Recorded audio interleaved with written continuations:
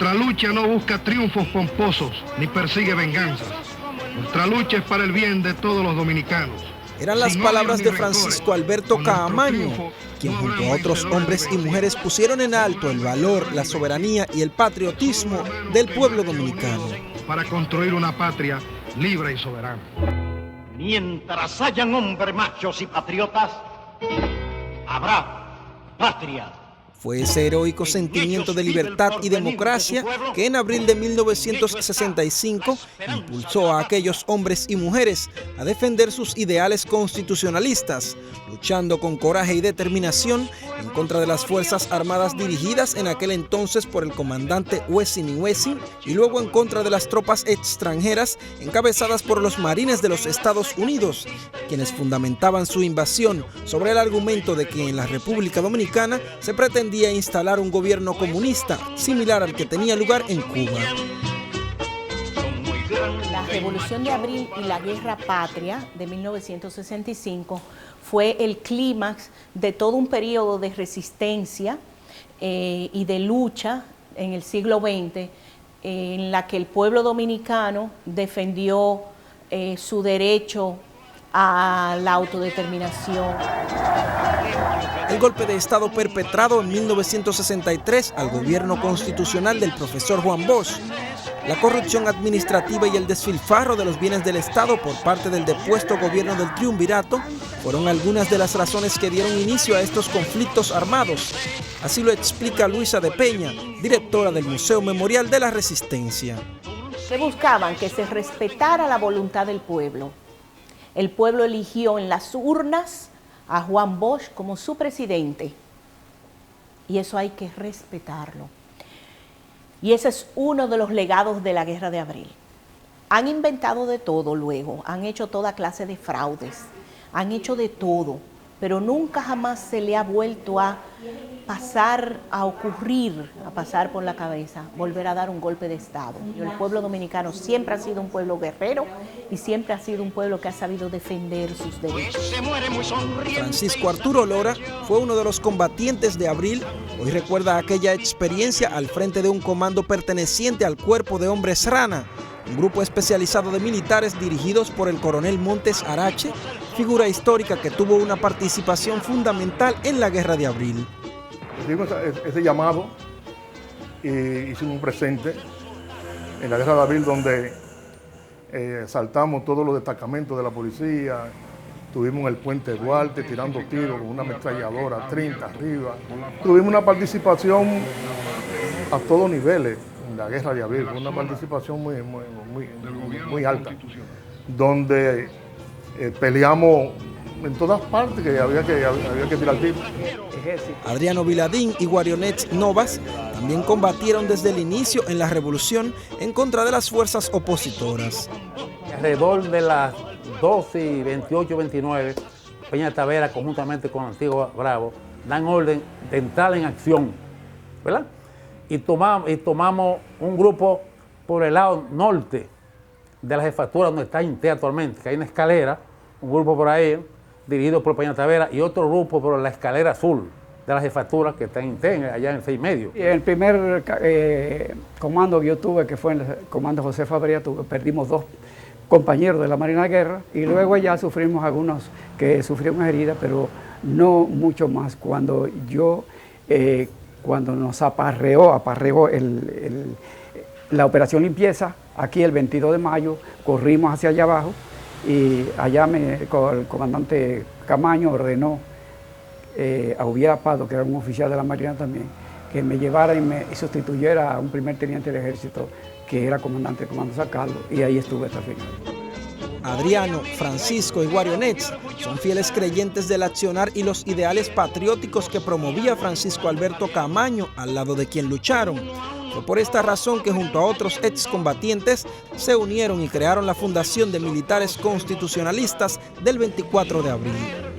En el 2004 decidimos hacer un esfuerzo organizado, sistematizado, para ir en todas las fiestas patrias, al altar de la patria, a llevar una ofrenda floral a los héroes de abril o a los héroes de la patria, y desde allí pronunciar discursos, hablar con la prensa, para que la gente entendiera que abril fue un paso democrático para el fortalecimiento de la institucionalidad del país, para el fortalecimiento de la democracia realmente y para que el pueblo entendiera que la Revolución de Abril fue un acontecimiento ético y moral.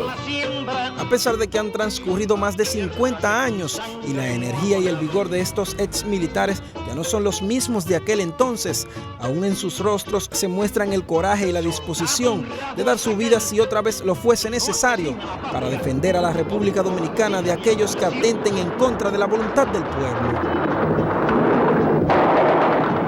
Esta estructura es una recreación del Puente Duarte, lugar donde el 27 de abril de 1965 se libró una de las batallas más importantes entre los combatientes constitucionalistas y los miembros del Centro de Enseñanza de las Fuerzas Armadas, CEFA.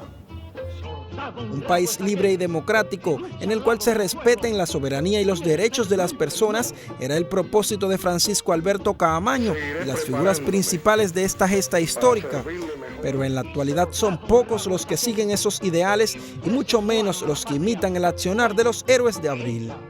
Porque aquí se luchó para que no hubiera corrupción.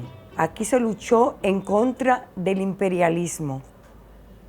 ¿Qué sucede? Esos valores los tiene el pueblo, pero no los tiene la oligarquía ni los capitalistas. Y si nosotros lo que tenemos es un país donde lo que hacemos es comprar a la gente, donde nosotros aceptamos dinero sucio, donde nosotros tenemos delincuentes, donde nosotros tenemos personas que se venden, no se van a vender cuando lleguen a los gobiernos. ¿Qué gobierno nosotros vamos a tener? Vicenta y Fabiola Vélez, viudas de Francisco y Claudio Caamaño, describen las vidas y obra de estos patriotas. Fue un militar que quería su patria, como deben ser todos los militares, defender su país. Y cuando llegó la hora de defenderlo contra el imperialismo, lo hizo. Pero él vio a ese pueblo descalzo y desnudo, con piedras en la mano y a veces hasta sin ellas, avanzar contra el enemigo. Entonces aprendió esa lección y eso fue para él determinante, porque a partir de ese momento ya él juró que se entregaba a su pueblo. Sin embargo, los miembros de la familia Caamaño dicen sentir gran tristeza y hasta decepción por el rumbo que lleva la sociedad dominicana. En un reciente hecho aún no esclarecido, Claudio Caamaño perdió la vida luego de sufrir un accidente en el municipio de Baní y ser trasladado en estado de gravedad a varios centros de salud de esa ciudad y en Santo Domingo, ninguno de los cuales le brindó las atenciones requeridas por la falta de dinero para el pago de los servicios médicos. Aquí, si usted va a una clínica y si uno no enseña una tarjeta de crédito, no enseña un dinero, no se lo atienden. Y en los hospitales, ni se diga, porque los hospitales no tienen de nada en este país. Se trató de un comportamiento que, según el presidente del Colegio Dominicano de Abogados, Miguel Surún, podría catalogarse como un homicidio. Esa persona que rechazó en las condiciones en que lo hizo a Claudio Caamaño, pues debería enfrentar todo el peso de la ley porque real y efectivamente es corresponsable de la muerte de ese héroe nacional. Podría perfectamente el Ministerio Público iniciar un proceso penal, no solamente por violación a la ley de salud, sino además por violación a las disposiciones penales que castigan el homicidio involuntario. El jurista explica que podrían pesar multas y sanciones penales de hasta 3 años de prisión en contra de los médicos y el personal administrativo de esos centros de salud, según lo dispuesto en el Código Penal Dominicano para quienes cometen ese tipo de delito. La sanción puede ser una multa, la sanción puede ser la suspensión provisional de las operaciones, la sanción puede ser perfectamente la sanción, el despojo definitivo de la autorización para operar, dependiendo de la infracción, dependiendo de la reincidencia. Sin embargo, ese funesto episodio y las circunstancias en las que perdió la vida Claudio Caamaño no logran arrebatarle a sus parientes y personas vinculadas al tema el sueño y la esperanza de llegar a tener una mejor República Dominicana.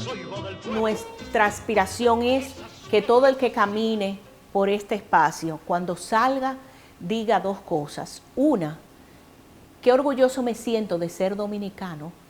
Y 2, ¿qué puedo hacer como dominicano para mejorar mi país. Es un país muy aguerrido.